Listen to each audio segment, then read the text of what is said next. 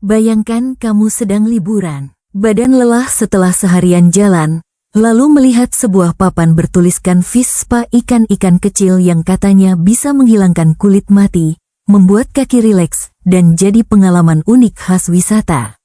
Banyak orang mencobanya tanpa ragu, bahkan menganggapnya aman dan menyenangkan. Tapi siapa sangka, bagi seorang turis perempuan, pengalaman sederhana ini justru menjadi awal dari mimpi buruk yang mengubah hidupnya selamanya.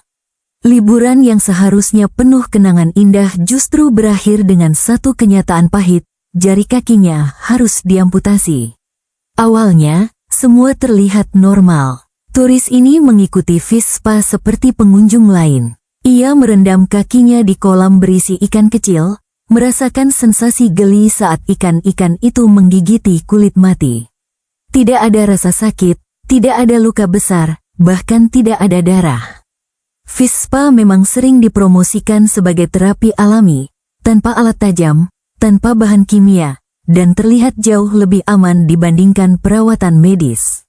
Setelah sesi selesai, ia melanjutkan liburannya seperti biasa, tanpa menyadari bahwa di balik air kolam tersebut, ada risiko kesehatan yang sering diabaikan.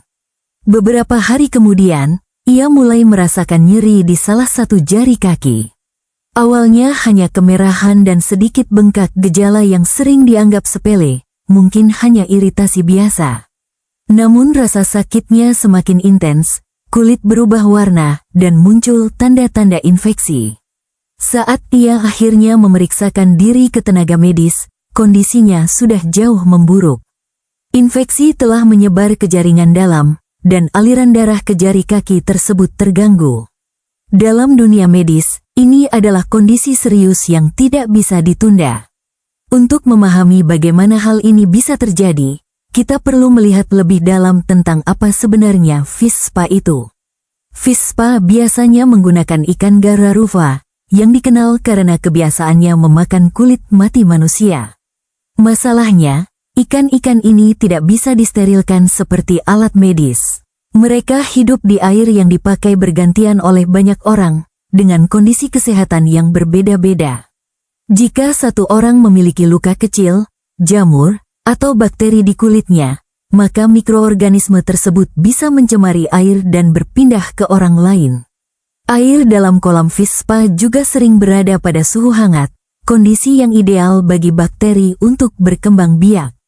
Beberapa bakteri yang pernah dikaitkan dengan kasus infeksi fish spa antara lain Staphylococcus aureus dan Mycobacterium marinum, bakteri yang bisa menyebabkan infeksi kulit serius dan sulit diobati.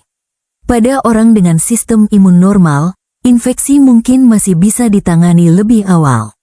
Namun pada kondisi tertentu, infeksi dapat berkembang sangat cepat dan berbahaya. Dalam kasus turis ini, luka mikro, luka sangat kecil yang bahkan tidak disadari, menjadi pintu masuk bagi bakteri.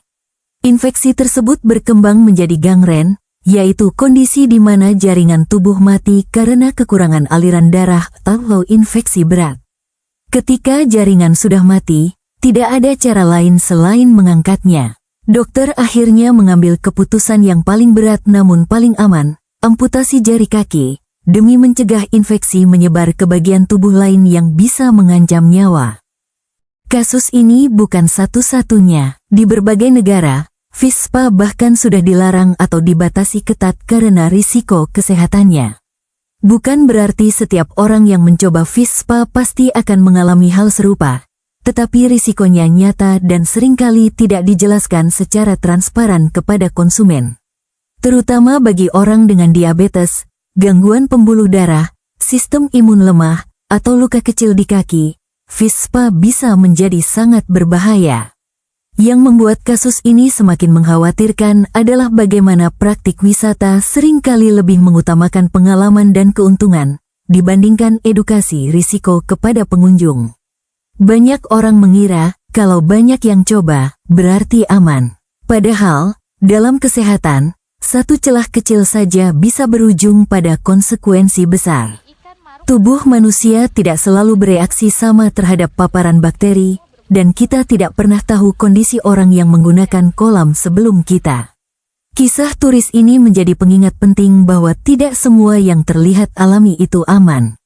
Tidak semua yang viral layak untuk dicoba tanpa pertimbangan. Liburan seharusnya menjadi waktu untuk memulihkan diri, bukan mempertaruhkan kesehatan. Sebelum mencoba perawatan tubuh apapun, terutama yang melibatkan air bersama dan kontak langsung dengan kulit, penting untuk memahami risikonya, bertanya pada ahlinya, dan mendengarkan sinyal dari tubuh kita sendiri. Pada akhirnya, pengalaman ini mengajarkan satu hal sederhana namun krusial, kesehatan jauh lebih mahal daripada sensasi sesaat. Satu keputusan kecil di tengah liburan bisa membawa dampak seumur hidup.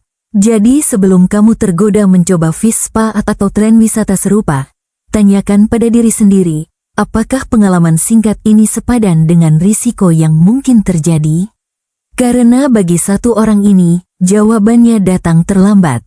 Karena itu, himbauan dari tenaga kesehatan sangat jelas. Jika kamu memiliki penyakit kronis, gangguan imun, atau luka sekecil apapun di kaki, jangan pernah mencoba Vispa. Jika tetap ingin perawatan kaki, pilihlah metode yang higienis, menggunakan alat steril, dan dilakukan oleh tenaga profesional. Jangan tergoda oleh pengalaman yang terlihat sepele atau viral di media sosial tanpa mempertimbangkan dampaknya. Kasus turis ini juga menjadi pengingat bagi pelaku industri wisata dan kesehatan.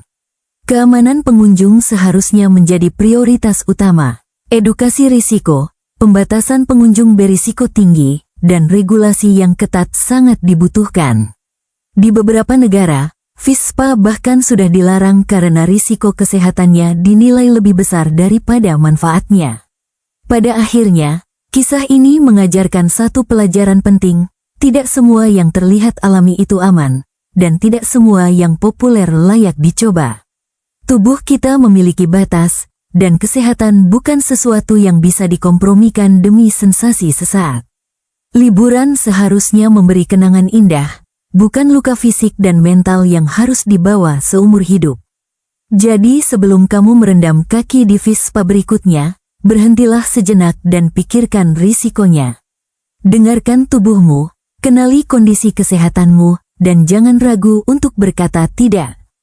Karena satu keputusan kecil bisa menentukan masa depan kesehatanmu. Lebih baik kehilangan satu momen liburan, daripada kehilangan bagian tubuhmu selamanya.